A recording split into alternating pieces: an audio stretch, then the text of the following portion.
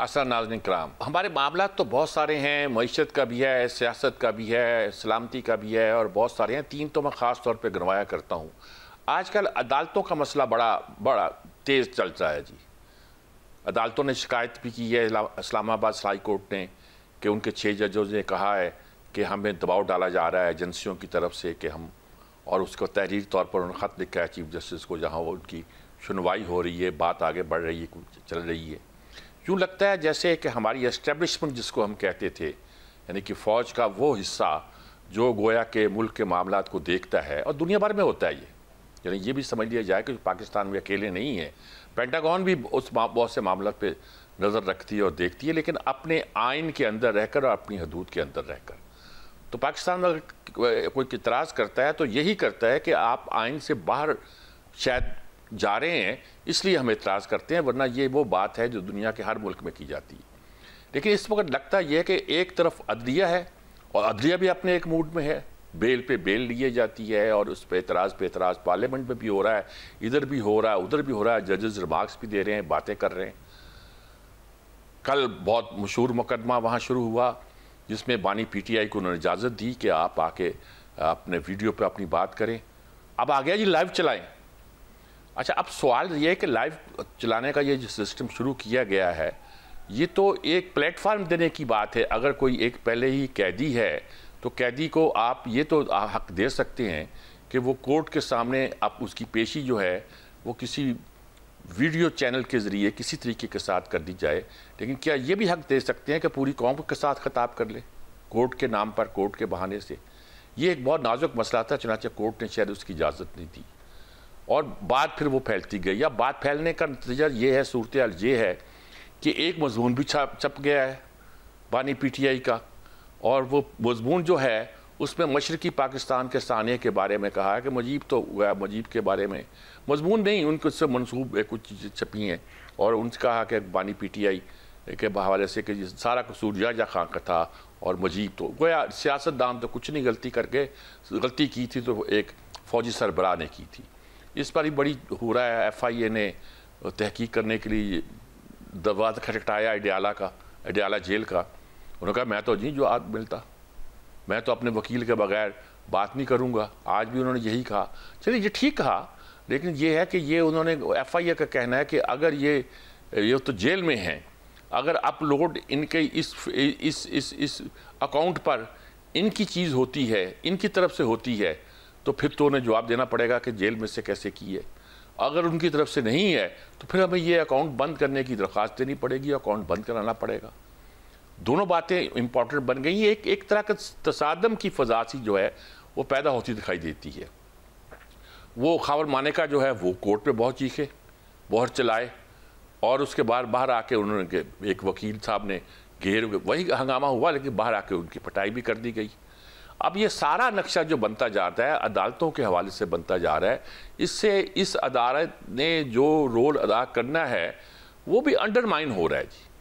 यानी कि आप एक कोर्ट ने, उसी कोर्ट ने जिसमें ये मुकदमा था लिख के भेज दिया हाई कोर्ट को कि साहब मैं फ़ैसला महफूज था, मैं सुना नहीं सकता, क्योंकि जो सूरत हाल पैदा हो गई है उस सूरत हाल में मेरे फ़ैसले को किसी एहतराम और कदर की निगाह से नहीं देखा जाएगा, उसको तस्लीम नहीं किया जाएगा, और अब बताइए मैं क्या करूँ। ये वो सारी सूरत हाल है। मैं उससे बार बार ये कह रहा हूँ कि हमारे यहाँ अदालती बहरान इस शक्ल में पहले कभी पैदा नहीं हुआ। अताब बंदयाल के बहुत से फ़ैसले थे जिनको लोगों को इतराज़ था, साकिब निसार के फ़ैसलों पे इतराज़ था, इफ्तिखार चौधरी के फ़ैसलों पे इतराज़ था, लेकिन उन फ़ैसलों को मान लिया गया, यानी यहाँ तस्लीम कर दिया गया, एतराज़ किया गया, जो होता है एतराज़ करने का तरीका होता है उसके बाद, लेकिन मान लिया गया। एतराज़ तो नवाज शरीफ को भी था उस फैसले पर जो अदालत का फ़ैसला था, लेकिन नवाज शरीफ ने उस ऊपर भी एतराज़ किया, लेकिन ये नहीं कि उसको कोई एक मूवमेंट की शक्ल दी। अब ये सारी शक्ल क्या बनती है, अदारे मुतनाज़ बनते जा रहे हैं। पहले तो आपने सिर्फ एस्टेब्लिशमेंट जिसको हम कहते हैं, यानी आपने फ़ौज के वो हिस्सा, वो एजेंसियाँ या वो सारा बाजू जो कह लीजिए, जो बाजू शमशीर जन नहीं है, बल्कि जो वो बाजू जो इन मामलात को डील करता है, सियासत के मामलात को, उसको मुतनाज़ बनाया। अब ये है कि आप अदलिया के मामलात पे कर रहे हैं और कुछ लोग बड़ी जेन्युइन अंदाज से अपनी तरफ से कहते हैं कि साहब अदलिया पे एतराज़ात ऐसे ही हैं, और बहुत से पेश करते हैं, जजों के बारे में ज़ाती बातें भी करते हैं और अदलिया के रोल के बारे में तारीख भी बयान करते हैं। अदालतें भी कोई कम नहीं करती, वो भी नमाज देती हैं, तो खुल कर नमाज देती हैं। तो ये सूरत हाल हमें कहाँ लेके जाएगी? ये फर्स्ट टाइम अदलिया के हवाले से इस तरह को, जस्टिस मनीर के फैसले पर भी शायद इस तरह का हावकार नहीं मची थी जैसे अब मची है। तो ये हमें कहाँ लेके जाएगी सूरत हाल? चर्चिल का फिक्रा तो हम बार बार कोट करते हैं कि किसी ने पूछा, लंदन में बमबारी हो रही थी, जर्मन बमबारी कर रहा था, और दूसरी जंग अजीम, तो पूछा कि क्या सूरत हाल जंग? उन्हें कहा क्या हमारी अदालतें काम कर रही हैं? उन्होंने कहा हाँ जी कर रही हैं, वो तो ठीक ठाक काम कर रही हैं। उन्होंने कहा फिर हम नहीं हारने वाले। तो बात यह है कि ये कहा समझा जाता है कि हम अदालतों को काम ही करने नहीं दे रहे, या अदालतों के काम को हम कुछ सही समझ नहीं रहे, तो ऐसी सूरत में मुल्क कैसे आगे बढ़ेगा और कैसे कोई तरक्की के कदम उठाएगा? ये एक बुनियादी सवाल है जो हम करते रहते हैं। सियासी अदम इस्तेकाम है, मईशत ठीक नहीं है, सलामती ठीक नहीं है, वो तो अपनी जगह। जहाँ हम कहते हैं जी वो दखल अंदाजी होती है, एस्टेब्लिशमेंट करती है, एस्टेब्लिशमेंट का नाम लेते थे, अब कहते हैं अदारे लेते हैं। अदारों में अब अदलिया भी शामिल कर दी गई है कि वो खामखा की बेल भी लेता है, इंटरवीन भी करता है, कई मामलों में ऐसे फैसले देता है जो हो सकता है कानून की मुख्तलिफ इंटरप्रेट की जाती है, बल्कि कहा जाता है कि आइन की इंटरप्रिटेशन मुख्तलिफ की गई। वो किया गया ताब बंदयाल के ज़माने में। एक आध मुकदमे का हवाला भी आता है पंजाब हुकूमत बनाने के लिए, तोड़ने के लिए, ये सारे किस्से हैं। तो इस पर हम गुफ्तगू करेंगे कि इस वक्त अदालती सूरत हाल कैसी है और उसका हल क्या है। हमारे साथ सेनेटर कामरान मुर्तज़ा साहब हैं, बैरिस्टर जहांगीर जदून साहब हैं, अहमद अवैस साहब हैं और हाफिज़ अहसान अहमद खोखर साहब हैं। तो मेरे ख्याल में इस पूरी सूरत हाल पर मैं अवैस साहब से पहले पूछना चाहता था, लेकिन मेरा कामरान मुर्तज़ा साहब से पहले मैं पूछता हूँ जी। कामरान मुर्तज़ा साहब, इस पूरी सूरत हाल पर आप क्या एक वकील भी हैं, कानूनदान है, क्या महसूस करते हैं? ये क्या हो रहा है हमारे साथ? पूरी कौम जो है हमारी इस वक्त तकसीम का शिकार है, और उसमें एस्टैब्लिशमेंट भी है, उसमें अदालतें भी हैं, उसमें सियासी जमातें भी हैं, उसमें मतलब कोई शख्स बचा नहीं है। मेरा ख्याल है घर ये तकसीम घर तक आ गई, अब घरों के अंदर तकसीम आ गई, और ये बहुत बुरी सूरत हाल।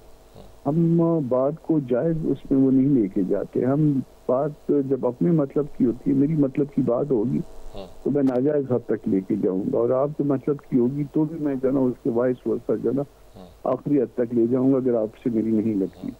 तो ये इस वक्त हम इसी बिन हैसन कौम जो ना इसकी प्रॉब्लम का शिकार है।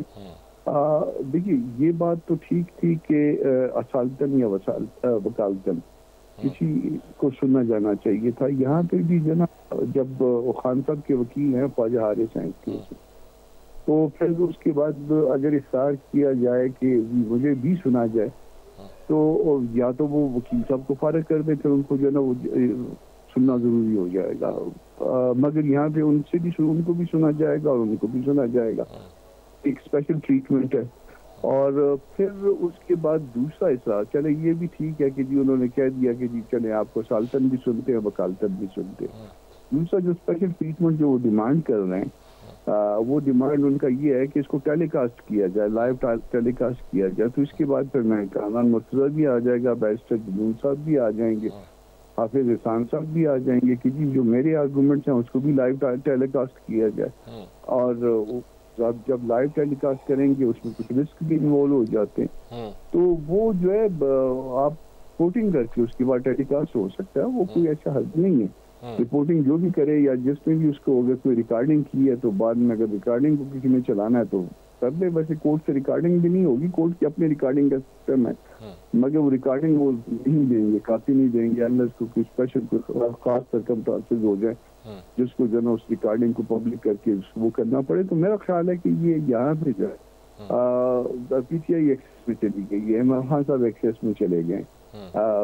उसको उनको ये हिसाब नहीं करना चाहिए कि इसको लाइव टेलीकास्ट करें।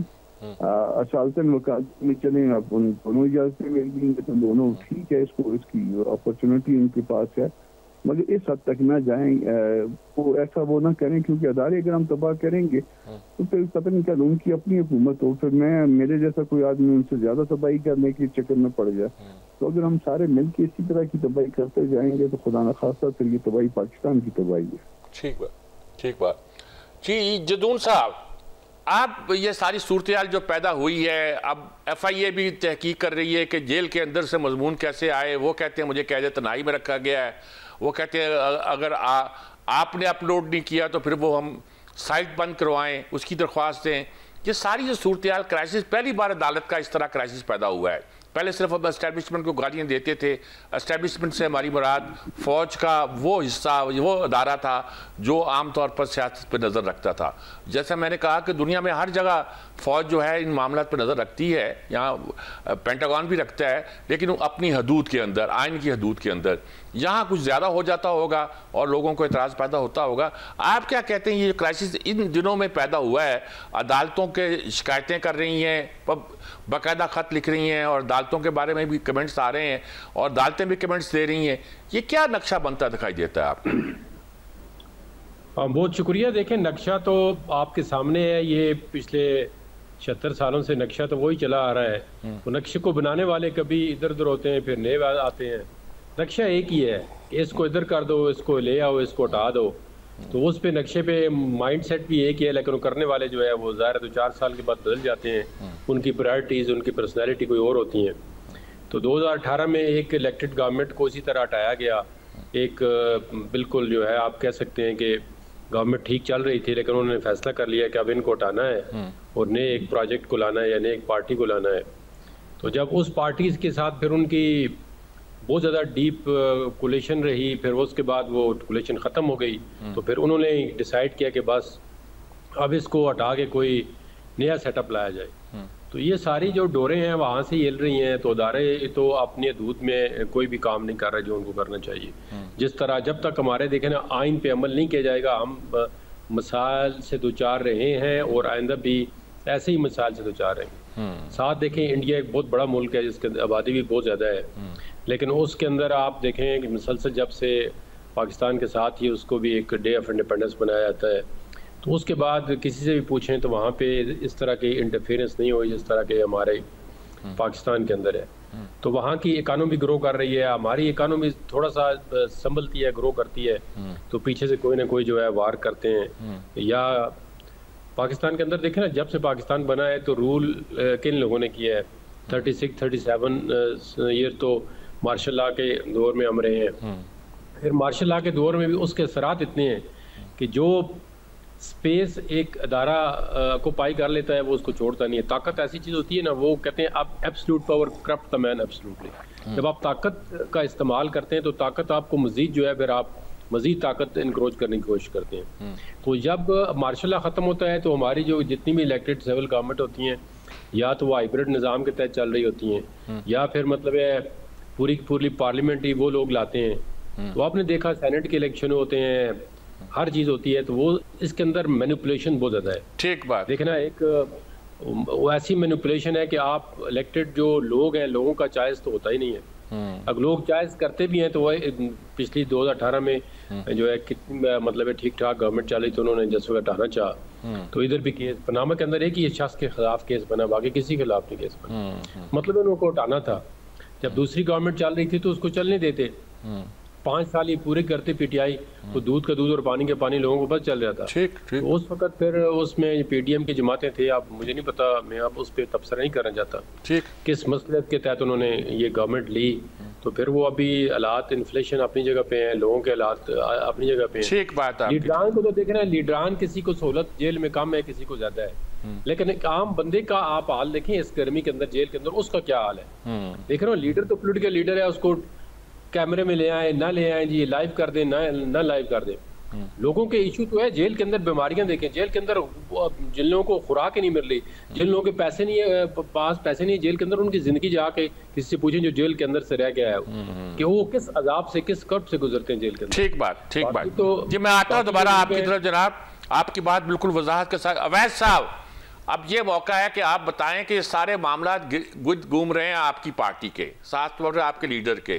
FIA तहकीक कर रही है, वो कहते हैं मैं इस पर कि कैसे ये अपलोड होती है, अगर गलत अकाउंट आपका नहीं है तो उसको बंद करते हैं। ये सारी सूरत भी पैदा होती है। लाइव बजट, जितनी बातें अभी हमारे साथियों ने की वो भी इसमें शामिल है। आप इस पर क्या कहते हैं? अदालतें बिल्कुल एक क्राइसिस का शिकार नहीं हो गई हैं पहली बार इस शक्ल में जैसी अब है? बिस्मिल्लाहिर्रहमानिर्रहीम। देखिए, पहले तो जसून साहब ने मेरे ख्याल में बड़े ठंडे दिल से और बड़ा अच्छा एनालिसिस करके मवाजना किया सूरत हाल शुरू से लेके अब तक, और जो इस वक्त प्रिवेलिंग मामला हमारे चल रहे हैं। और इसी तरह से कामरान साहब ने भी, मुर्तजा साहब ने माशाल्लाह हमेशा ही बड़े तदब्बुर से बात करते हैं। बात यह है कि देखिए, अब जो उनकी इस ट्विटर के ऊपर आ रहा है कि ये यूं निकल गई और ऐसे बात हो गई, सवाल यह है कि ये इतना एकदम से सेंसिटिव होने की जरूरत इसमें कौन सी थी? ठीक है, आप चेक करें, देखें कि वहां गया या आया या नहीं हुआ। एक हर आदमी के ज़हन में, कॉमन मैन के ज़हन के अंदर भी, या शाऊर आदमी जो है वो एनालिसिस जब भी करेगा तो जरूर करेगा कि जहां पे आपने मिलिट्री एक्शन किए हैं वहां पे हालात कैसे से कहां तक गए, क्यों खराब हुए। या खान को कोई हिस्टोरियन कोई कह सकता है कि उसने को अच्छा नहीं, काम किया? पाकिस्तान में कोई भी उनको पसंद नहीं करता और सियासतदानों और उनको यक वक्त जिम्मेदार जानते हैं, लेकिन यहाँ तो सियासतदानों को छुट्टी मिल गई है। मुजीब का कोई कसूर नहीं था, किसी और का कसूर नहीं था, ये इतराज है लोगों को। जी नहीं, छुट्टी कहाँ मिल गई है जी? कहाँ छुट्टी मिल गई? सियासतदानों को तो डिस्क्रिमिनेशन है ना। एक जो उनके साथ खड़े हैं उनको सब फैसिलिटीज हैं, जो उनके साथ नहीं खड़े हैं वो जेलों में बंद हैं, उनके ऊपर हर किस्म की पाबंदियां हैं। यहाँ तक पाबंदियां हैं कि अभी आप माशाल्लाह आप जैसे जयद जर्नलिस्ट जो हमेशा बड़ी अपराइट रहे हैं और अब आपके तजज़िये बहुत अच्छे होते हैं, लेकिन आपसे पूछा जाए कि कौन सा हुक्मनामा, कौन सी नोटिफिकेशन या कौन सी लेजिस्लेशन हुई है कि इमरान खान का नाम नहीं लेना, बानी PTI कहना है, आप भी कह रहे हैं। ये इस किस्म के जो हुक्मनामे आए हैं ना, ये इन्होंने, जिनकी कोई कानूनी हैसियत नहीं है, लेकिन इसके पीछे एक ताकत है। नहीं, आप ठीक कह रहे हैं। ये उस वक्त आए थे जब बानिए MQM के नाम के साथ ये पाबंदी लगाई गई थी और कोई नहीं बोला था, और कोई सियासतदान नहीं बोला था। MQM की आप वो जो है वो मामला जो है अल्ताफ हुसैन को वो उसके लिए और बहुत सारे मैटर्स हैं और बहुत सारी रीजन थे। वो केस मैंने खुद प्लीड किया था और लाहौर हाई कोर्ट के फुल बेंच ने ये पाबंदियां उन पे लगाई थी। वो केस मेरे ही आर्गुमेंट्स के बाद हुआ, मैंने आई प्लीडेड दैट केस। वो उसका इनका कोई मुआवजा नहीं, आप उनको कंपैरिजन नहीं कर सकते। ठीक। लेकिन ये मैं आपसे एक जनरल बात कर रहा हूँ। अब मैं आपके सामने ये बात कहता हूँ कि देखिए, अब सूरत हाल ये है कि आपने बड़ी अच्छी एक मिसाल दी, पेंटागन की भी मिसाल दी कि हर दुनिया में एक एस्टेब्लिशमेंट जो है उसका कुछ हिस्सा जो है वो कोऑर्डिनेट करता है गवर्नमेंट के साथ। ठीक। और कोऑर्डिनेट करके वो उनकी हर मैटर में पॉलिसी मेकिंग के अंदर, फॉरेन पॉलिसीज के अंदर, वो अपनी अस्करी नौइयत के जो उनकी गेम्स होते हैं, जो उन्होंने गेम्स हासिल करने होते हैं, उनको भी मद्देनजर रखते हुए वो फैसले करते हैं, इसलिए उनको एक साथ रखा जाता है। ठीक। और इसमें लेकिन आपने अच्छी बात अगली की कि वो कॉन्स्टिट्यूशनल बाउंड के अंदर होते हैं, कॉन्स्टिट्यूशन से मावरा नहीं होते हैं। हमारे यहाँ प्रॉब्लम ये हो गई कि जिस वक्त आपने कोई एक्ट कॉन्स्टिट्यूशन से हट के किया और उसको अच्छी या बुरी नजर तो अलग बात है, उसको किसी ने डिक्लेरेशन इशू नहीं किया किसी अदालत ने कि भाई आपको ये करने के मजाज नहीं हो, आप अपने प्रेमिसेस में रहो, अच्छे लगते हो, वहां पर खूबसूरत लगते हो, अच्छी वर्दी पहन के आप आते हो, आप कौम का फखर हो। ये सूरत हाल जहाँ पे जब पैदा हो जाती है, जहाँ पे अनकॉन्स्टिट्यूशनल एक्ट के ऊपर आप खामोश रहते हैं, तो वो लिमिट्स क्रॉस हो जाती हैं। अब एक लिमिट जब किसी एक ने क्रॉस की तो रास्ता बना दिया बाकियों के लिए भी। ठीक। अब जब रास्ता बन गया तो उसका हादी कोई नहीं है फिर। जी अवैध साहब, मैं दोबारा भी चूंकि आपकी तरफ आना है इसलिए आपकी बात यहाँ तो मुकम्मल सामने समझ आ गई है। अब हाफिज एहसान अहमद खोखर साहब, आप क्या फरमाएंगे इस सूरत हाल पर? मैं यही कहूँगा लास्ट बट और दी लीस्ट, आपका क्या पॉइंट ऑफ व्यू है इस मामले में? बिस्मिल्लाहिर्रहमानिर्रहीम। मीर साहब आपका बहुत शुक्रिया। मैं इसके अंदर दो चीज़ों की तरफ इशारा करूंगा। एक ये है कि हमें इस सारी चीज़ को रियलिस्टिकली लेना चाहिए और इसके अंदर थ्योरी बेस्ड जो है वो हमें आर्गूमेंट्स नहीं करनी चाहिए। अब अगर आप रियलिस्टिकली 76 साल का आप देखें, ये सारा अरसा जो हमारे मुल्क के अंदर गुजरा है और माशाल्लाह आप बजाते खुद इस चीज़ को बड़ा अच्छी तरह उसके अंदर देखते हैं, तो पाकिस्तान के अंदर कब कायदे आज़म के बाद पॉलिटिशियंस के अंदर एक मेचॉरिटी आई कि जिसके अंदर उन्होंने अपने मामलात को असेंबली के अंदर या अपने मामलात को आपस के अंदर रिजॉल्व करना शुरू किया। आप कोई एक ऐसा इंसिडेंट देखें कि पाकिस्तान की 76 साल हिस्ट्री के अंदर ये पॉलिटिशियंस खुद बैठे और खुद बैठ के इसको रिजॉल्व किया। और मेजर मैं आपको इंसिडेंट्स भी आपको बताता हूँ। क्या जब पाकिस्तान के अंदर पहली कॉन्स्टिट्यूंट असेंबली बनाई गई तो उसका मैंडेट नहीं था कि जल्द इस मुल्क के अंदर कॉन्स्टिट्यूशन बनाती? क्या उसका मैंडेट नहीं था कि जल्द से जल्द जो हमारे बेसिक इश्यूज हैं हम उसको रिजॉल्व करते? और जब उस कॉन्स्टिट्यूंट असेंबली अपने असल मैंडेट से आहिस्ता आहिस्ता निकल गई तो फिर पाकिस्तान के अंदर एक पावर कॉरिडोर का एक नया कॉन्सेप्ट आया और उस कॉन्सेप्ट को आज तक वो चीज़ आ रही है। क्या जब पाकिस्तान के अंदर 1970 के अंदर इलेक्शंस हुए तो क्या पॉलिटिशियंस आपस के अंदर बैठ के देखा कि हमने इसको रिजॉल्व क्या करना है? क्या जब 1977 के अंदर दोबारा इस मुल्क के अंदर इलेक्शन हुए तो क्या पॉलिटिशियंस बैठे कि उन्होंने कहा कि हमने इस चीज़ को बैठ के रिजॉल्व करें और हमें तीसरी कुव्वत को मौका नहीं देना चाहिए? फिर उसके बाद 1988 से लेके आप देखें कि इस मुल्क के अंदर एक कन्फ्रंटेशन रही कि हम एक दूसरे की पॉलिटिकल एग्जिस्टेंस को हम नहीं मानते। वो आपने देखा वो पंजाब या फेडरल गवर्नमेंट का आपके सामने तनाज़ा आया। फिर 90 के अंदर आपकी नई असेंबली आई, फिर लॉन्ग मार्च उसके अंदर आया, फिर उसके बाद दूसरी पार्टी ने लॉन्ग मार्च किया और ये फिनोमिना जो था वो किसी हद तक जाके जो आपका चार्टर ऑफ डेमोक्रेसी था उसके अंदर इसको एड्रेस करने शुरू किया। जब उसको एड्रेस करके फिर एक नया फिनोमिना आ गया इस मुल्क के अंदर कि एक नई ऑपोजिशन जब आई, उस ऑपोजिशन ने भी कहा कि मैं आपको नहीं मानता। और वो 2013 से लेके आप देखें कि उन्होंने कहा मैं आपको नहीं मानता, वो कहते हैं हम आपको नहीं मानते। और वो मानने या ना मानने का सिलसिला जो था वो आज 2024 के अंदर चला गया है। आज भी पाकिस्तान का सियासतदान जो है अगर मेजॉरिटी बिहेव करता है तो मेरा ख्याल ये है कि जब आप एक पार्लियामेंट्री फॉर्म ऑफ गवर्नमेंट के अंदर हैं, आप इस मुल्क के अंदर डेमोक्रेसी लाना चाहते हैं या रखना चाहते हैं, तो पहले हमें पॉलिटिशियंस को अपने हाउस को इन ऑर्डर करना पड़ेगा, एक दूसरे की एग्जिस्टेंस को मानना पड़ेगा, एक दूसरे को स्पेस देनी पड़ेगी। और जब हम वो स्पेस नहीं देते तो फिर अल्टीमेटली मीर साहब होता क्या है कि फिर उसके अंदर ये है कि फिर अदालतें भी आती हैं, फिर अदालतों के अंदर केसेस भी आते हैं, फिर लाइकिंग और डिसलाइकिंग का भी आता है। आप सारी हिस्ट्री देख लेना, किस पाकिस्तान के पॉलिटिशियंस ने एस्टेब्लिशमेंट का सहारा नहीं लिया आज तक, 2024 तक आप देख लें। कोई एक आप सिंगल आउट कर दें कि जब इस मुल्क के अंदर एस्टेब्लिशमेंट को किसने बुलाया था कि आप इस गवर्नमेंट का हिस्सा बने, किसने इस मुल्क के अंदर मैं दोबारा आपकी तरफ आऊंगा और जल्दी आऊंगा। मुझे वक्फा लेने के लिए बार बार कहा जा रहा है, कुछ पहला सेगमेंट लंबा हो गया है, एक वक्फा लेते हैं, वक्फे के बाद दोबारा हाजिर होते हैं और इस बहस को आगे बढ़ाते हैं। एक वक्फे के बाद हाजिर होते हैं। जनाज़ इकराम, सारी गुफ्तगू आपने सुनी, ये अदालतों की पूरी तारीख भी बयान हो गई, पाकिस्तान की पूरी तारीख भी बयान हो गई, एस्टेब्लिशमेंट की तारीख भी बयान हो गई। अगरचे मैं तो इस पर फोकस करना चाहता था कि इस वक्त जो अदालतों को क्राइसिस दरपेश है कि वो इस्लामाबाद कोर्ट जा रहा है, सुप्रीम कोर्ट के पास, इमरान खान की कोई चीज़ जेल के अंदर से गई, ये भी एक अदालती मामला ना जी। और वो मजमून बाहर कोई चीज़ छप, उन्होंने कहा जी ये आपका कैसे आ गया, FIA दरवाज़ा खटखटा रही है जेल का, और अदालतों के अंदर भी नमाज दिए जा रहे हैं, अदालतों के बारे में पार्लियामेंट में नमाज दिए जा रहे हैं और केस वहाँ सुने जा रहे हैं। और बहुत एक ऐसा क्राइसिस पैदा हुआ है कि लगता है कि पता बहुत बड़ा एक अदालतें खुद एक बहरान को फेस कर रही हैं। उनका टकराव कुछ लोग कहते नज़र आता है एस्टेब्लिशमेंट के साथ, और ये टकराव पाकिस्तान के लिए कुछ सूदमंद नहीं है। कामरान मुर्तज़ा साहब, इस पॉडकास्ट में आपने थोड़ी सी बात की थी, अब आप क्या महसूस करते हैं कि सचमुच को हम इस सारी सूरत से निकल सकते हैं? यहाँ कुछ बहुत से मसाइल हैं हमारे सामने। देखिए, सबसे पहले अदालतें अपना घर तो दुरुस्त करें ना, अपना घर दुरुस्त नहीं। आप देख लीजिए, लोग जुडिशरी की बात नहीं करता, नाना आदमी की बात करता है, इनके सबके दरमियान डिवीजन है।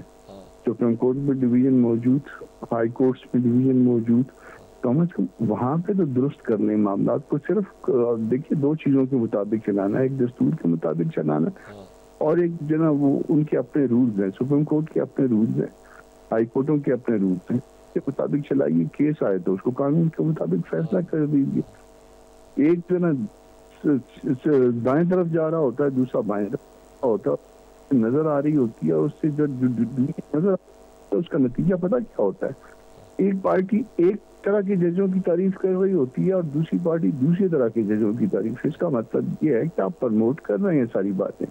आपने कानून के मुताबिक फैसला करना है। आप जो है ना, आपकी तारीफ जो है ना, एक तरफ की पार्टी जो है ना एक तरफ के जजों की तारीफ कर रही होती है, उनके नजदीक वो जो है ना वो अकले खोल रहे हैं, तरफ वाली पार्टी दूसरी तरफ की तारीफ कर रही है और वो अकले खोल रहे हैं। ये हम कर क्या रहे हैं? अदालतें अपने को ठीक करने, जब अदालतें अपने को ठीक कर देंगी, आपको मैं आपको अपना बिल्कुल दुरुस्त बता रहा हूँ, एक वकील के तौर पे जिसका तकरीबन 40 साल यहाँ गुजर गए इस अदालतों में, कि बहुत सारे हमारे जो जजेस अदालत आते हैं वो इन एजेंसियों की ताउन के साथ आते हैं और फिर वो उस ताउन के नतीजे में वो एजेंसियां जो है वो उस मामला को कैश करना चाहती हैं। वो जो उनके खुले होते हैं ना वो जाने के लिए, वो इसलिए खुले होते हैं कि वो पहले से भी उनको रास्ता उन घरों का मालूम होता है। तो भी बंद करें। अगर मैंने कभी जज बनना है तो फिर मैं कम से कम जो ना उस रास्ते से तो ना आऊँ ना। मैं अगर डिजर्व करता हूँ तो आ जाऊंगा, नहीं करता हूँ तो ना। ठीक बात जी। जदून साहब,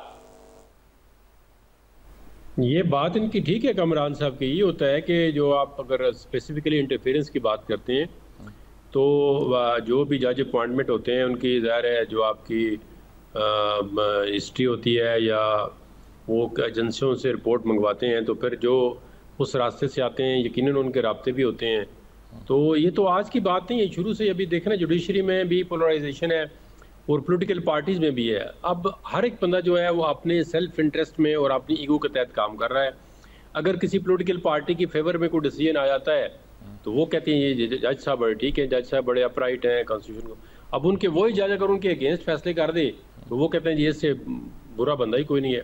ये मिसाल आपके अभी सामने, आप अगर बहुत पीछे भी ना भी जाएं तो बिल्कुल 4-5 साल पहले की बात करें, अभी की बात करें, हम सारे चारों वकील बैठे हुए हैं। हम तो हमारा तो कंसेंसस यही होना चाहिए और है कि जो भी जज रूल ऑफ लॉ के साथ खड़ा हो और वो मेरिट पे काम करता हो, चाहे जिस पार्टी के भी अगेंस्ट हो जाए, तो उसको मेरे हाल में सपोर्ट भी करनी चाहिए। हम बेसिकली किसी जज की पर्सनल को या उसको ज़ाती हसीन में सपोर्ट नहीं कर रहे होते। हम एज ए वकील हम कहते हैं हम कॉन्स्टिट्यूशन को सपोर्ट करें, हम रूल ऑफ लॉ को सपोर्ट करें, हम मेरिट को सपोर्ट करें। अगर हम भी सपोर्ट नहीं करेंगे फिर देखें ना, एक सोसाइटी के अंदर इतनी पोलराइजेशन हो चुकी है ऑलरेडी, और फिर मजीद इस सोसाइटी की एग्जिस्टेंस का मामला बन जाएगा कि एक अदारा कहते हैं दूसरे को। अदारे देखें ना, जिस तरह पहले मैंने कहा है, अब एक शख्स को आपने हटाना है तो किस तरह हटाना है, वो जुडिशरी को इस्तेमाल करते हैं। अब आप देखें ना कि मुकदमा चलाना है किसी ट्रायल कोर्ट में, तो सबसे पहले अगर अदारे उस बंदे के खिलाफ हैं तो उनको जज अपनी मर्जी का ट्रायल कोर्ट में चाहिए, क्योंकि वो समझते हैं कि अगर हमारी मर्जी का जज नहीं होगा तो फिर हमारी मर्जी का फैसला नहीं आएगा। मिसाल के तौर पे अभी मैंने कहा 5-6 साल पहले एक नैब अकाउंटेबिलिटी कोर्ट के अंदर उन्होंने कहा जी मियां नवाज शरीफ को हर सूरत में सजा देनी है, तो उसको सजा दे दी गई। जज ऐसा लगाया गया कि जो कंट्रोल था वही जज 12 साल डिप्यूटेशन पे नैब के अंदर रहा है, हालांकि 3 साल के लिए डिप्यूटेशन होती है। और सक्सेसिव गवर्नमेंट, उसको पीटीआई ने भी एक्सटेंशन दी है, उसको पीएमएलएन ने भी दी है। कोई गवर्नमेंट जो है वो क्योंकि मिनिस्ट्री ऑफ लॉ के जरिए एक्सटेंशन होती है जो नैब का जज होता है अकाउंटेबिलिटी का, तो उसको बशीर साहब को 12-15 साल जो है हर गवर्नमेंट ने एक्सटेंशन दी है। उसकी वजह ये थी कि उसको इस्तेमाल अभी जो है रिसेंटली उसको पुष्पनाई हासिल थी, ये कह रहे हैं आप। पुष्पनाई उन्होंने फुल जोर लगाया कि वो इमरान खान के खिलाफ ही कोई सजा सुना के जाए, लेकिन आखिर में उसने हाथ खड़े कर दिए हैं, वो रिटायर हो गया, अल्लाह उसको मतलब खुश रखे जी। ठीक तो इस तरह ट्रायल कोर्ट से भी इंटरफेरेंस हर जगह पे ठीक बात है आपकी। मैं आता हूं दोबारा आपकी तरफ। अवैध साहब, अब आप क्या कहेंगे सूरत हाल पर कि जज भी जो है वो उनका सिलेक्शन में शायद प्रॉब्लम पैदा हो जाता है? जी बात दुरुस्त है, हक नहीं है कि हमारे सिलेक्शन का तरीका जो है बड़ा वजह से रहा है। उसके 2 रीजन है। एक तो रीजन ये था कि जब पुराना जो तरीकेकार था सिलेक्शन का, उसमें ये था कि चीफ जस्टिस जो है वो नाम सेलेक्ट करते थे और आगे भेजते थे, फिर वो उसमें सुप्रीम कोर्ट के चीफ कंकरेंस होती थी और उसके बाद नोटिफिकेशन होती थी। लेकिन इनवेरिएबली जब ये पहले की बात कर रहा हूँ, ये मार्शल लॉज के लगने से पहले की मैं दौर में जा रहा हूँ, तो उस वक्त जो चीफ जस्टिस होते थे उस जमाने में, वो बड़ा डिस्पैशनेट होके अपने सेल्फ को माइनस करके, कोई अप्रोच वगैरह नहीं, प्रोफेशनली उसकी एबिलिटी के ऊपर, उसकी प्रोफेशनल स्किल के ऊपर और उसकी इंटेग्रिटी को मद्देनजर रख के नाम भेजा करते थे। जब मार्शल लॉज के जमाने शुरू हुए ना, तो ये जज साहबान जिन जो लगने लगे, ये जा जाके भागते थे, कभी किसी लेफ्टिनेंट कर्नल के पास, कभी ब्रिगेडियर साहब के पास, कभी किसी जनरल से अपने ताल्लुकात लेते थे और वहां से अपने रिकमेंडेशन करवाते थे। तो वे इनके अपना स्टेटस इतना कमजोर हो गया, इनकी अपनी वो एबिलिटी, कैरेक्टर की वो स्ट्रेंथ हमें जजेस में नजर नहीं आने लगी, जो कि उससे पहले मौजूद थी। आहिस्ता आहिस्ता डिटेरियोरेट होती गई और हालात और खराब भी होते गए। फिर आपने देखा कि जब भी मार्शल लॉ लगे तो सबसे पहले लेजिटिमेसी की मोहर जो है वो तो सुप्रीम कोर्ट ही लगाती रही इनके। तो ये सिलसिले खराब तो हुए और इसमें कोई शक नहीं है कि जुडिशरी की कमजोरी के बायस जो पॉलिटिकल इंस्टीट्यूशन की जो कबाहतें थी, इनकी आपस में जो इमेच्योरिटी थी, उसके भी बहुत सारे रीजन है। आपके पास वक्त कम है, वरना मैं उसकी भी रीजन बताता कि पॉलिटिकल इंस्टीट्यूशन में जो पॉलिटिशियन में जो कमजोरियां आई और जो पॉलिटिकल इमेच्योरिटी यहाँ पे आई, वो उसके भी बहुत सारे लेजिटिमेट रीजन मौजूद हैं। लेकिन इस तरह से अगर स्ट्रॉन्ग जुडिशरी कायम रहती है अपनी जगह आइन के अंदर, तो बहुत फर्क पड़ जाता है। किसी को अंदर आने की जरूरत नहीं होनी थी कि वो अपनी पार को से बढ़ के अपनी तजावुज करके ठीक बात, जो इस्तेमाल करता अपनी ताकत। ठीक, अब ऐसा बिल्कुल आप ठीक कहते हैं कि अगर जुडिशरी, हम यही कह रहे हैं कि जुडिशरी अपने यानी मजबूत रहती। लेकिन मैं एक बात किसी को मुकम्मल होने दीजिए। मैं कह रहा हूँ कि अब जो सूरत हाल है ये ज्यादा खतरनाक इसलिए हो गई है कि अब यहाँ पे खुल्लम खुला जो है वो एजेंसियों ने दबाव डालना शुरू कर दिया जजिस पे। अब यहाँ पे रीअसर्ट कर रही है। अब यहाँ पर डिसाइसिव मोमेंट आ गया है मेरा ख्याल में कि सुप्रीम कोर्ट, अगर जुडिशरी अपने आप को बिल्कुल कॉन्स्टिट्यूशन के लेवल के ऊपर अपनी हैसियत को लेके आ जाती है, तो पाकिस्तान जो है एक ऑर्डिनेबल तरीके से सर्वाइव करता है। और अगर ये नहीं होता है तो फिर एक बड़ा बुरा ठीक जी। हाफिज एहसान अहमद खोखर साहब, आप क्या कहेंगे? खोखर साहब। मीर साहब, एक तो रियलिस्टिकली ये है कि पाकिस्तान के अंदर जो जुडिशल अपॉइंटमेंट्स हैं, जो हमारे एलिवेशन ऑफ जजेस हैं, ये बहुत बड़ा क्वेश्चन मार्क रहा है और हमेशा से इसके अंदर लाइकिंग या डिसलाइकिंग का एक पहलू रहा है। और पाकिस्तान के अंदर बहुत सारे अच्छे प्रोफेशनल्स लॉयर थे जिन्हें जज बनाया जा सकता था, वो जज नहीं बने। और जब आप पिक एंड चूज़ के ऊपर जाते हैं या नेपोटिज्म के ऊपर जाते हैं तो बात कुछ और निकल जाती है और वो आपके सामने आया। दूसरा ये है कि हर दफ़ा इस चीज़ को ब्लेम करना कि ये सिर्फ इस्टेब्लिशमेंट का काम है, मेरा ख्याल है कि उस बात को भी थोड़ा सा रियलिस्टिकली देखना चाहिए। पाकिस्तान के अंदर दो तरह की अपॉइंटमेंट्स हुई हैं पिछले 76 साल के अंदर। एक वो अपॉइंटमेंट है जो 47 से लेके 73 के कॉन्स्टिट्यूशन के बाद 2010 तक आई, जिसके अंदर जिसका अवैध साहब ने भी इशारा किया है। दूसरी वो अपॉइंटमेंट है जो पाकिस्तान के अंदर आपने 19वीं आईनी 18वीं तरमीम जब आई और उसके बाद एक आईनी तरमीम आई जिसके अंदर पाकिस्तान की जो जुडिशरी थी वो रिस्पॉन्सिबल हुई इस मुल्क के अंदर अपॉइंटमेंट्स करने की, और सारे का सारा जो टिल्ट था वो पाकिस्तान के चीफ जस्टिस की तरफ चला गया, पाकिस्तान के कंसर्न हाई कोर्ट की जजेस की तरफ चला गया। और वो कॉम्पोजिशन ऐसी थी कि जिसको वो बनाना चाहते थे उन्होंने बनाए। और जिस तरह पाकिस्तान के अंदर यकमुश्त जो है 115 जजेस निकाले गए, अब आपके सामने जो जुडिशरी इस वक्त है वो सारी की सारी जो है वो 2009 के बाद की जुडिशरी है। अब अगर 2009 की वो जुडिशरी जिसने पाकिस्तान के अंदर हम सब ने सुप्रीमेसी ऑफ लॉ या कॉन्स्टिट्यूशनल सुप्रीमेसी या रूल ऑफ लॉ के लिए काम किया और हम में से बहुत सारे जजेस इस जुडिशरी ने सेलेक्ट किए, तो क्या वजह ऐसी है कि उस प्रोसेस के अंदर कि आज वो जुडिशरी डिलीवर नहीं कर रही और वो जुडिशरी जो है जिस तरह उसको परफॉर्म करना चाहिए था या सर्ट करना चाहिए था सर्टेन एरियाज के अंदर, उन्होंने सर्ट नहीं किया। अब इसके मीर साहब दो एस्पेक्ट्स हैं। एक ये है कि हम बार बार अपने पॉलिटिकल क्वेश्चन जो है मैं जल्दी से बिल्कुल बार बार अपने पॉलिटिकल क्वेश्चंस लेके इन अदालतों के अंदर जाते हैं और फिर अदालतें जो हैं उसको उस तरह परफॉर्म नहीं करती। तो ये ताली इस वक्त दोनों हाथ से बज रही है। हमें अपने जुडिशियल सिस्टम को भी रिफॉर्म करना चाहिए, हमारे पॉलिटिशियंस को भी बैठना चाहिए कि इस मुल्क का 15-20 साल का वे फॉरवर्ड क्या है और इस मुल्क के अंदर पॉलिटिकल एग्जिस्टेंस को माने। यहाँ पे पीटीआई को पीएमएलएन को मानना पड़ेगा या पीएमएलएन को पीटीआई को मानना पड़ेगा, हमें मौलाना फजलुर रहमान साहब को मानना पड़ेगा, हमें पीपल्स पार्टी को मानना पड़ेगा। अपनी परफॉर्मेंस से उन्हें वाइप आउट करें पॉलिटिकल सिस्टम के अंदर। इस तरह नहीं है कि मैं कभी किसी कलाकार बन जाऊं और फिर दूसरा किसी कलाकार बन जाए और फिर ये मुल्क जो है और पाकिस्तान इसी तरह कंटिन्यू करे। हमें रियलिस्टिकली जाना चाहिए। एक वक्फा लेना है मुझे जी, एक वक्फा लेते हैं, वक्फे के बाद बात को आगे बढ़ाते हैं। जी नाज़रीन किराम, वक्त कम रह जाता है आखिर में आकर, तो बात तो हमने करनी है, मुकम्मल करनी है। कामरान मुर्तज़ा साहब हल क्या है इस मसले का जी, कैसे हल करें? सियासतदानों की जिम्मेदारी है, एस्टेब्लिशमेंट की भी जिम्मेदारी है, अदलिया की भी अब कहते हैं जिम्मेदारी है, अदलिया मुंतखब करने वालों की जिम्मेदारी है, क्या करें हम सारा? देखिए, हम बतौर कौम जो है वो डंडी मारना नहीं छोड़ रहे हैं और डंडी हम हर जगह पे मार रहे हैं। एज ए पोलिटिकल पार्टी भी मार रहे हैं, एज ए शहरी भी मार रहे हैं, एज ए जज भी मार रहे हैं, एज ए एस्टेब्लिशमेंट की कोई रुकन के वो वहाँ पे भी मार रहे हैं। हम सिर्फ एक दायरे के अंदर आ जाए, कानून के दायरे के अंदर आ जाए और अल्लाह को हाजिर नाज़िर जान के हम कहें कि या तो कानून गलत है तो बदली करें, ठीक है, और अगर नहीं है गलत तो फिर उसको जो है हम दिल से मान लें। जब आप कानून का एहतराम करना सीख जाएंगे तो फिर मामला सीधे हो जाएंगे। ये हमने जो है ना वो अगली 4 नस्लों का जो है ना उसको अपनी अगली 4 नस्लों का वो सिखा लिया हुआ। ये मेरे बाद मेरा बेटे को लाने के लिए जो है ना वो फिर किसी और को जो है ना वो अप्लाइज करता हूँ, वो फिर इनडायरेक्टली फिर दोबारा मेरे बेटे को अप्लाई करता हूँ। ये धंधा चल गया, ये खत्म होना चाहिए। ठीक, जदून साहब देखें जी, इसका वे फॉरवर्ड तो हल तो आपके आइन के अंदर मौजूद है।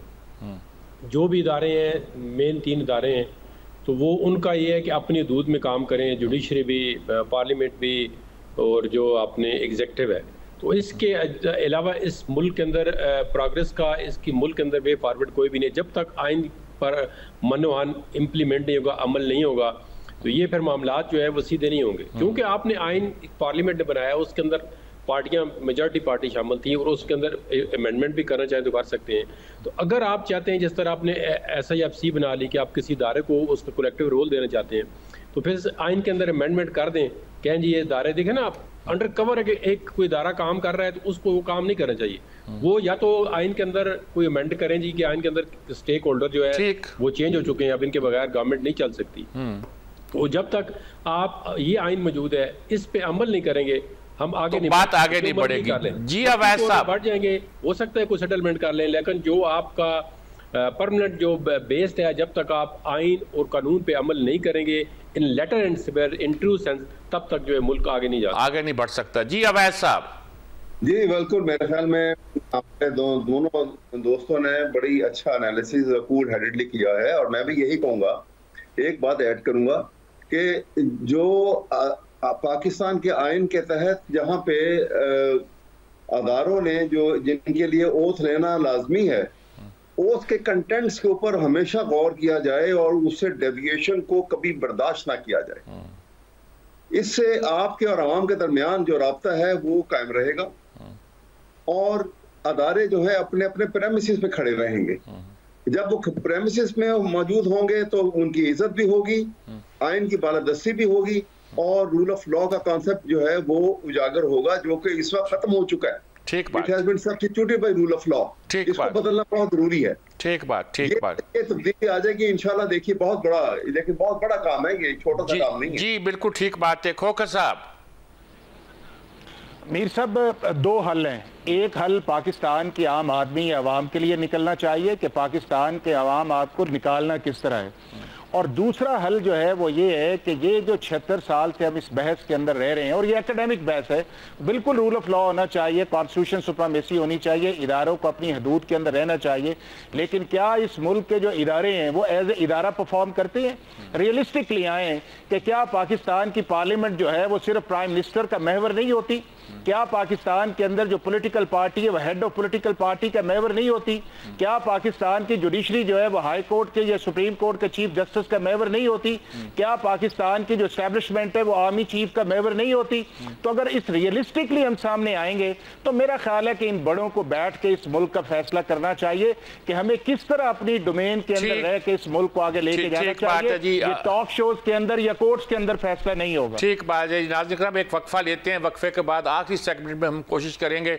मैं अमूमन आखिरी सेगमेंट पर बॉटम लाइन ही पूछा करता हूं जी, यहाँ ये कहा करता हूं कि वन लाइनर क्या वो है, उनका खुलासा क्या बनता है गुफ्तगू का, वही पूछा करता हूँ। इतना ही वक्त हुआ करता है, वक्फा, वक्फे के बाद हाजिर होते हैं। जी नाज़रीन इकराम, कामा मुर्तज़ा साहब, बात तो हमने कर ली, तफसील के साथ कर ली, हर पहलू से कर ली, सब ने कर ली, एतदाल के साथ की है हमने बात, कोई लड़ाई झगड़ा भी नहीं किया।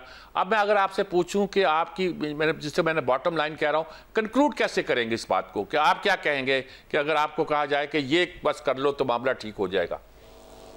सब में जो प्रॉब्लम ये है वो ये है कि मैं आपकी गलतियां तो बताऊंगा, हाफिज इस्लाम की गलतियां बताऊंगा, अहमद अवैस साहब की गलतियां बताऊंगा, जदून साहब की गलतियां बताऊंगा। मैं अपनी गलतियां जो ना, मैं उसके लिए सबसे अच्छा वकील हूँ।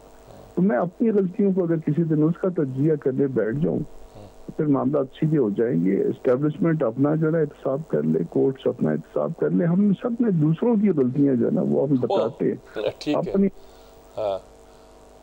ठीक बात है जी, बिल्कुल दुरुस्त, अच्छी बात की है आपने। जदून साहब, आप क्या कहेंगे जी? मैं तो ये कहूँगा कि पाकिस्तान के इंटरेस्ट को सबसे ऊपर रखें, और जो भी पॉलिटिकल पार्टी हैं, दूसरे इदारे हैं, जहाँ जहाँ पे उन्होंने गलत काम किए है वो आगे के इस्लाह करते हुए उनकी जो मेनली पॉलिटिकल पार्टी जो है, कंधा तो पॉलिटिकल पार्टी देती हैं, अगर ये कंधा ना दें तो निज़ाम जो है वो उस तरह इंटरफेरेंस नहीं कर सकता है, ना निज़ाम चल सकता है। उसकी वजह, बुनियादी वजह सिर्फ एक है, देखिए ना, किसी एंड पे एक पार्टी लूजर होती है और दूसरी जो है वो गेन कर रही होती है। अभी आप देख लें, जो एक पार्टी लूज कर रही है, गेन कर रही है। इस तरह 5 साल पहले एक पार्टी लूज कर रही थी, गेन कर रही थी। जब तक वो पॉलिटिकल पार्टी के लीडर जो है इकट्ठे नहीं होते, एक डायलॉग नहीं होता कि जी आइन बात आगे नहीं चलती, सबसे मुकदम रखते हैं, ठीक, उस वक्त तक आगे मेरा चलना मुश्किल है। जी अवैस साहब, पॉलिटिकल पार्टी को इकट्ठा होना चाहिए कि तमाम स्टेक होल्डर? मैं अर्ज करूंगा, एक तो इंतहाई जरूरी है कि तमाम पॉलिटिकल पार्टीज बिला तखसीस और सियासतदान लीडर्स एक राउंड टेबल करें और अहद करें पूरी कमिटमेंट के साथ कि आइन के राइट लेफ्ट नहीं होना और नहीं होने देना किसी को। जो फुल स्टॉप कॉमा आइन ने लिख दिया है वो उसी तरह रहेगा, उसमें कोई बदला नहीं जाएगा और उसकी इज्जत ताजीम और वो कायम रहेगी। नंबर 1। नंबर 2, अपने तौर के ऊपर ये तहैया कर लें सियासतदान के आइन के अंदर जब आप आके हुकूमत बनाते हैं तो सियासत को लुक्रेटिव फायदेमंद बिजनेस समझ के इसमें मत आए। ठीक, अवाम के बड़े बुरे हालात हैं, उनको उनके बेहतर जिंदगी के लिए, स्टेटस ऑफ लाइफ के लिए हम आके तगदो करें। और तीसरी बड़ी जरूरी बात, तीसरी बात यह है कि पाकिस्तान की आर्म फोर्सेस को अपनी बैरक्स में जाके हम हीरो की शक्ल में देखना चाहते हैं। ठीक, वो उनकी वो शक्ल ना बदले, के लिए वो हीरो की शक्ल भी अच्छा लगेगी। बड़ी खूबसूरत बात की आपने जी। हाफिज अहसान अहमद खोखर साहब जी। मीर साहब, सबसे बड़ा ये है कि हमारे जो 8-10 बड़े हैं इनको अपनी ईगो छोड़नी चाहिए, जियो और जीने दो का एक कॉन्सेप्ट देना चाहिए, और दूसरे की एग्जिस्टेंस को मानते हुए पाकिस्तान की रियासत का जो टिल्ट है वो पाकिस्तान के आम आदमी की तरफ और पाकिस्तान के मुस्तकबिल के लिए करना चाहिए। ठीक बात जी। नाज़रीन किराम, आपने गुफ्तगू सुनी बहुत तफसील के साथ। इस वक्त हम जिस सूरत हाल से गुजर रहे हैं उसमें मईशत की बात करते हैं, सियासत की बात करते हैं, हम अपनी सलामती की बात करते हैं। एक मसला जो सबसे अहम पैदा हो गया है वो ये है कि हमारी अदालतें, ये कहा गया कि अगर हमारी अदालतें सही तौर पर काम करती रहती तो शायद दूसरे अदारे भी अपनी हदूद में रहते। इस वक्त हल यही है कि हर अदारा अपना एहतसाब करे, अपनी हदूद में रहे, आइन के मुताबिक चले, तो ये मुल्क तरक्की कर सकता है, हम आगे बढ़ सकते हैं। हम एक दूसरे के मुहतसब तो हैं ही, मगर अपने मुहतसब भी हैं, हमें अपना एहतसाब भी करना है। अगर हमने ऐसा कर दिया तो पाकिस्तान को तरक्की के रास्ते पर चलने से कोई नहीं रोक सकता। इसी के साथ इजाज़त चाहता हूँ।